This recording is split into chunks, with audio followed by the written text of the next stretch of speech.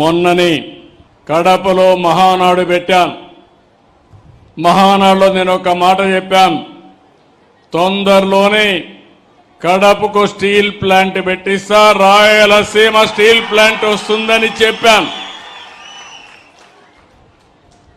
అనుకున్న ప్రకారమే steel plant sanction చేశాం, డెవలపర్ని ఐడెంటిఫై చేశాం, జిందాల్ వర్క్ ప్రారంభించాడు.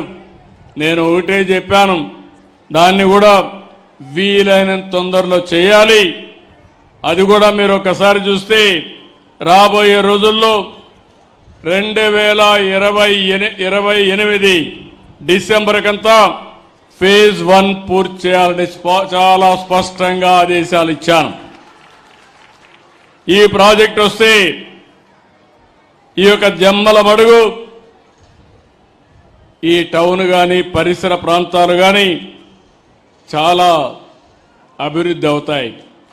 ఆటో పైలట్లో అభివృద్ధి అవుతుంది. మీరు ఒక్క విషయం గుర్తుపెట్టుకోవాలి, దేన్నైనా చెడగొట్టడం పడగొట్టడం చాలా సులభం. కుండడ పాలల్లో ఒక విషయం వేస్తే దాంతో అయిపోతుంది. ఆ పాలు తయారు చేయాలంటే తయారు చేసిన వాళ్ళకి ఆ కష్టం తెలుస్తుంది.